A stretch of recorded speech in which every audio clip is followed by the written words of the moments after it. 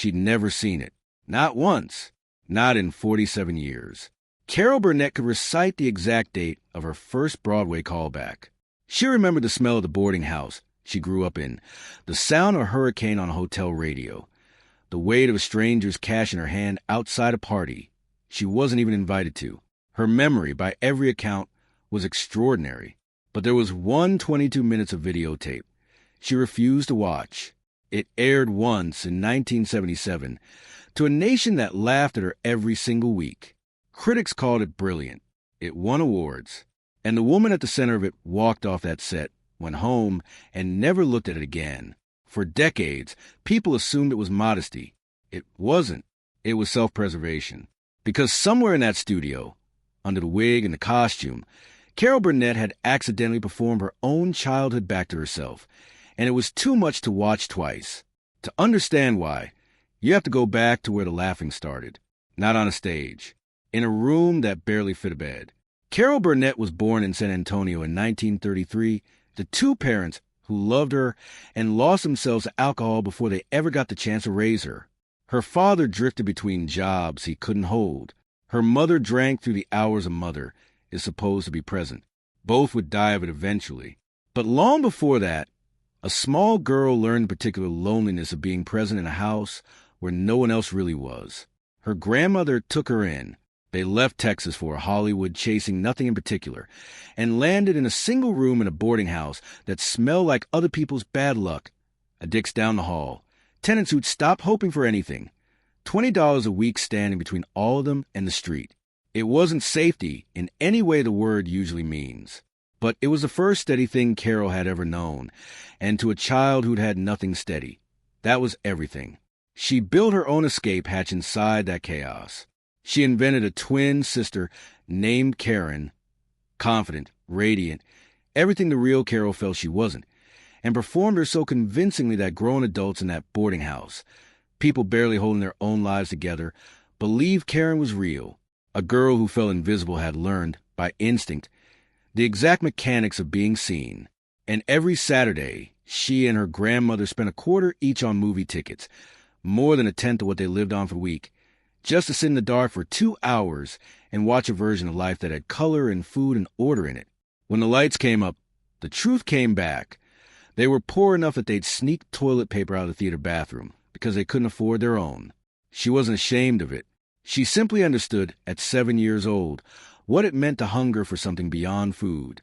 It was in that same theater that she first heard Johnny Weissmuller's Tarzan yell rattle through the speakers, and something in her latched onto it.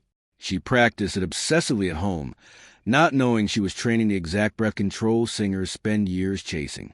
It was a child playing. It became a weapon. By the time she reached UCLA, she wanted to be a journalist. Her mother's unfinished dream, one she felt obligated to finish for her. But she was $50 short tuition, and $50 might as well have been $50,000.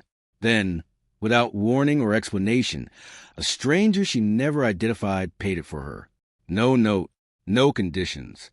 Just a door quietly opened by a hand she never saw. Inside that door was an elective theater class that undid every plan she'd made for herself. Something in her cracked open on that stage, not brokenness. The other kind of crack, the kind that lets light in. She wasn't poor in that room. She wasn't invisible.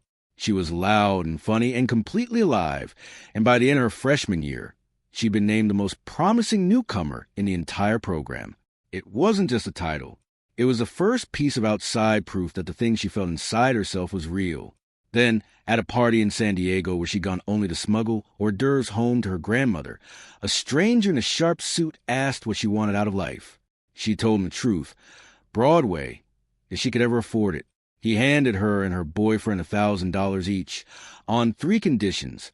Never say his name, use it only to get to New York, and if they made it, help someone else the way he'd helped them. He wanted nothing back, but the promise that it would keep moving forward. His wife would later say he'd done this before. For strangers chasing gas stations, restaurants, whatever their version of a dream happened to be. Carol took the money and went east, into a city she'd never once visited, with no plan beyond arriving. I didn't know enough to be scared, she said later. The money nearly vanished inside a week at a hotel she couldn't afford. She broke down once, mid-collect call to her family, ready to come home defeated. And then a radio announcer mentioned a hurricane moving up the coast, named Carol. She took it absurdly as a sign to stay. Sometimes that's all courage is. A coincidence you decide to believe in. She found a room at a boarding house for young actresses. $18 a week, one bathroom for a hallway full of girls with curlers in their hair and Broadway in their eyes. She checked hats at night and auditioned by day. And in March of 1955, a scrappy showcase she and the other girls threw together. Invitations mailed by hand to any producer who might show up actually worked. Marlene Dietrich walked in that night. Doors, real ones, started opening. Her first real break was absurd on paper. A comic love song written about the driest man in Washington, Secretary of State John Foster Dulles. She performed it so completely that it became her calling card, carried her on to Jack Parr's show, then Ed Sullivan's, her knees shaking under the lights until the laughter started and never really stopped. Within 4 years, she was starring on Broadway in Once Upon a Mattress. Play a princess who was loud and clumsy and nothing like a fairy tale, which is exactly why audiences loved her. The week she left production, it collapsed. There was by then no replacing her. 5 years to the month after that stranger in San Diego handed her a future in cash. She and her boyfriend mailed back every dollar. He never answered. He'd never want to be found. Television is where the rest of the world finally caught up to what a theater full of strangers already knew. She learned timing and nerve on Gary Moore's variety show through the early 60s, won her first Emmy, and by 1967 had done what no one thought a woman could do in that era. She had her own hour of network television, her name on a marquee, and her instincts running the show. The Carol Burnett Show didn't just succeed. It ran for 11 years, pulled 30 million viewers a week, and rewrote the rules of what a variety show could be, live sketch comedy in front of a real audience, years before a program called Saturday Night Live borrowed the format wholesale. 25 Emmys came through that building. 2 Golden Globes came home with her, and she did it as one of the only women in America running her own room. But the room wasn't always warm.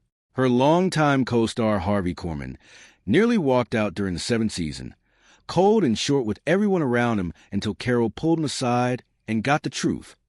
He wasn't happy. She fired him that night. He begged for the job back over the weekend. She agreed on one condition.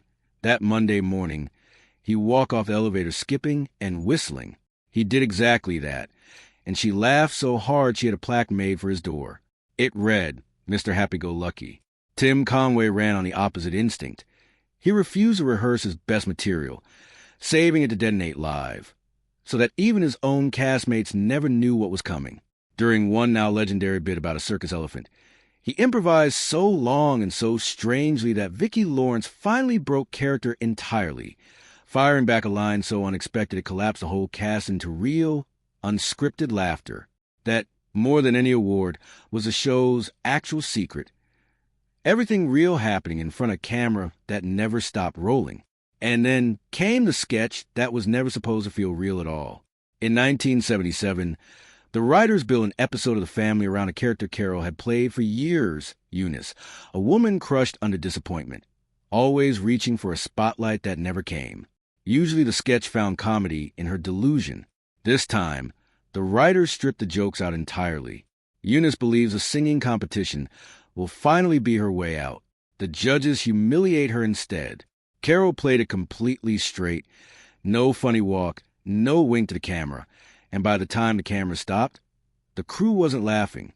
Some of them were in tears, because what the audience saw as a devastating performance, Carol experienced as something closer to memory. A girl who once believed a movie theater and a stolen roll of toilet paper were the shape of hope. A girl who learned early exactly what it felt like to want something badly and be laughed at for wanting it. Onionist's pain felt like my own, she said years later, because it was real. She was proud they'd made it. She never said it was a mistake. But she also never watched it again, not because it failed, but because it worked too well. It had reached backward through 30 years of careful, protective comedy and found a 7-year-old girl underneath it. The rest of her life kept testing that same resilience in ways no studio audience ever saw. A tabloid falsely printed that she'd been drunk in public. The one accusation guaranteed to wound a woman who'd spent her life watching alcohol destroy both her parents. And she fought in court for 5 years until she won. Not for the money, but to reclaim the truth of who she was. Her daughter Carrie spiraled into addiction as a teenager, and Carol made the hardest choice a parent can make, stepping back and letting her daughter hate her rather than enabling the thing that was killing her. Carrie got sober. They became inseparable. And then in 2002, Carrie died of cancer at 38, before ever seeing the play she and her mother had written together reach the stage. Carol finished it anyway. She said simply that she owed her that much. She kept working through all of it, because working had always been how she survived. In her 60s, she found love again with a man 23 years younger, married him, and built a life steady enough to later take her own grandson when her youngest daughter couldn't care for him. The same instinct her grandmother once showed her, passed down another generation. At 89, she stepped into the final season of Better Call Saul and delivered a performance so quietly devastating that the show's own creator admitted writing her character's fate felt almost unbearable. She's an American treasure, he said. At 91, she played a woman waking from a coma on Apple TV+, improvising invented gibberish dialogue on the spot, and became the oldest woman ever nominated for an Emmy, 7 decades after a lonely girl invented an imaginary twin just to feel less alone in a room with no locks on the doors. The world was still watching Carol Burnett, still laughing with her, still moved by her, never quite realizing how much of that laughter had been built, brick by careful brick, over something much harder underneath. That's the answer to the question that opened all of this. She never rewatched that 1977 episode, not because it embarrassed her, but because it told the truth, somewhere in the middle of that studio audience. Hidden behind Eunice's cracked, hopeful voice was a 7-year-old girl in a darkened movie theater, wanting more than anyone thought she deserved to want. Carol Burnett spent her whole career making sure the world laughed. That one time, the world saw exactly why she needed them to.